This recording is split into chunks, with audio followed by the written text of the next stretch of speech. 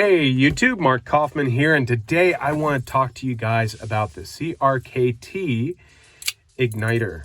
Now, this one I recently got in the mail today, and I know I'm trying to keep my collection at 10, and I'll probably be getting rid of a few knives in my collection, but I want to just see if this is worthy of being in the collection first before I actually consider keeping it. If not, I'll just let it go. But the reason why I bought this knife was two reasons. It was the very first knife I ever saw reviewed on YouTube. And that was, well, I wouldn't say the very first knife I saw reviewed on YouTube, but it was the very first knife I saw reviewed by Nick Shabazz on YouTube. Now, that doesn't mean this is a special knife for me by any means, but it's just kind of a fun kind of like, oh, well, yeah, this thing kind of goes back a little ways. Now, you hear that's going to be a part of this review. I'll get to it, but first let's get on to the construction of this. This has G10 handles. All of the hardware is T6, which is a little bit of a bummer, but I don't really plan on taking this thing apart. Now, I will say this seems to be a very easy assisted knife to take apart because it actually is like some of those older assisted knives from the 20s where the back spring literally is a back spring, and that's what fires the knife out. Now, I have to say it's not a super strong assist. I think it could probably even be just as good being a manual folder, but I appreciate its springiness.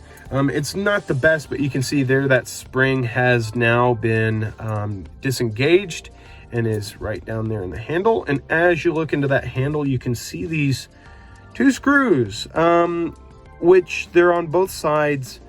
They do not interact with the locking of this knife. It's just those are the screws that hold on this scale. They don't hit the blade in any way, but boy, they're really close to it. The blade is centered very well, considering that there is a spring and a liner pressing against it.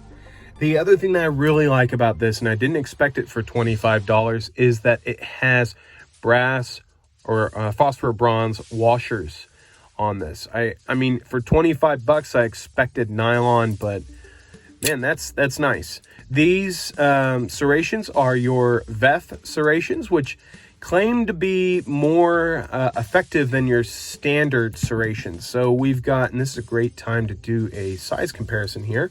Those are the VEF serrations, and then these are your standard triple teeth, or I think they call them triple teeth serration. And I mean, yeah, it's supposedly going to be a more effective cutter in the serrated field.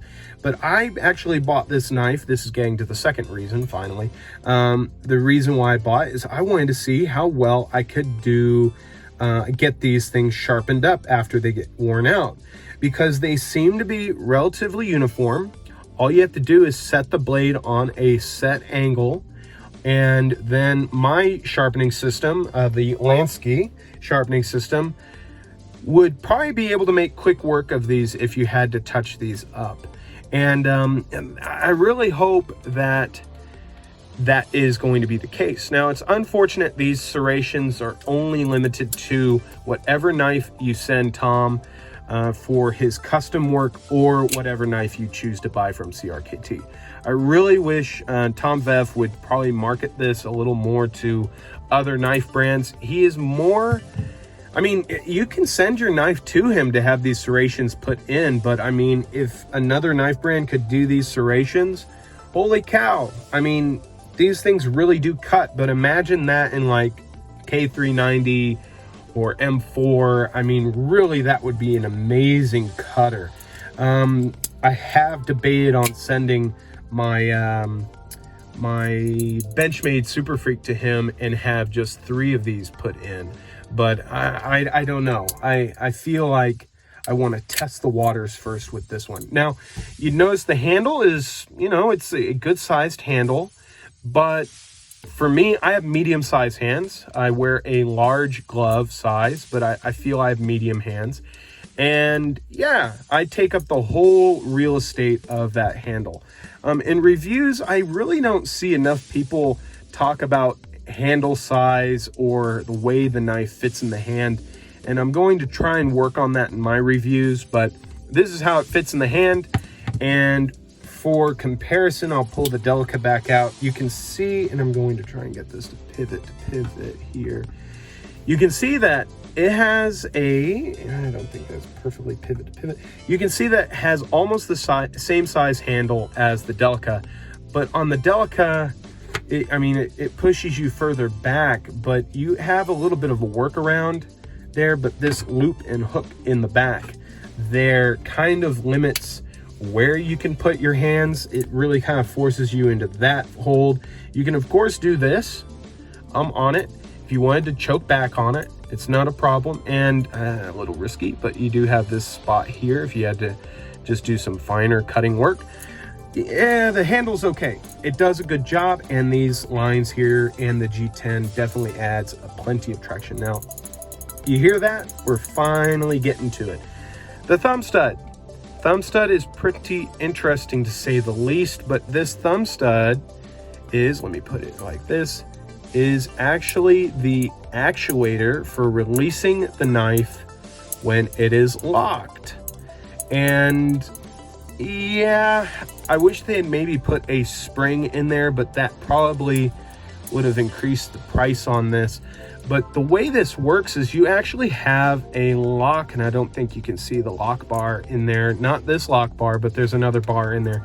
And that actually locks the blade in place. I cannot open this knife at all. I can't shake it out, but in order to unlock the knife and engage it, you have to press the thumb stud like this, and then it goes and it releases. And I think that's a very cool system. You have to press this down and then it goes.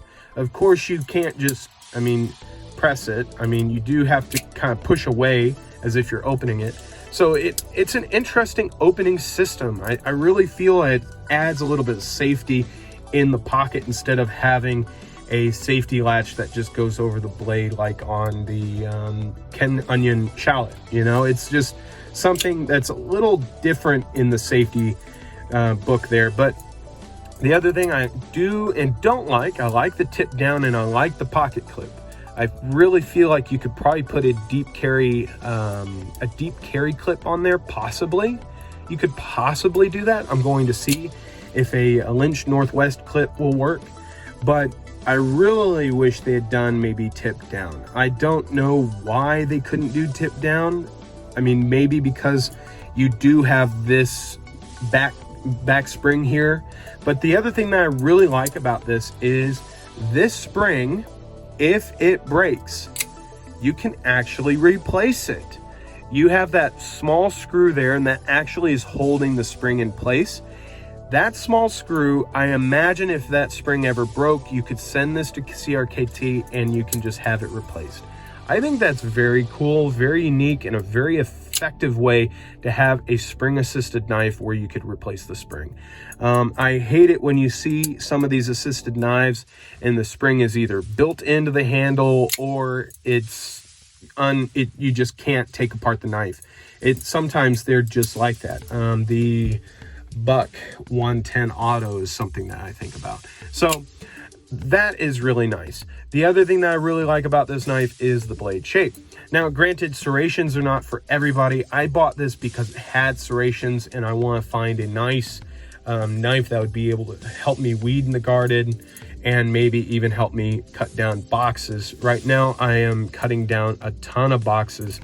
And I know this is 8CR13 MOV, but those serrations will be easy to sharpen back up. But the shape of this knife blade is very good. It's got a good piercing tip. You can do really good draw cuts, and you also have a wonderful swedge there. So it's not a bad blade shape, but this knife definitely has its pitfalls. Hardware being one of them. This odd thumb stud. It's great, but boy. And even when you're carrying it, you can hear it. I mean, if you don't mind that, okay, fine. The tip down carry is not too great. I don't mind it, but some people do. But the construction of this knife is bulletproof. I really feel like it's built to do some work. Yeah, the pivots are a little small, but the fact that it's using phosphor bronze washers and that it's built this tough, I think that is definitely a great knife for some serious work. So that is the CRKT Ignitor. And yeah, I guess I'm late to the boat on this one, but I was very curious about it. And it wasn't until I actually just stumbled upon that same video from Nick Shabazz again and watched it and just thought, well, might as well pick one up. And for 25 bucks, it's not a bad deal. That's actually how much I paid for the CRKT Gusset, and it really is fantastic. So that is my review. So thank you guys so much for joining me on my YouTube channel. And if you guys like this review, let me know in the comments. And if you haven't already, subscribe to my channel. I'd love to have you along. But till the next video, I will talk to you later. Bye-bye.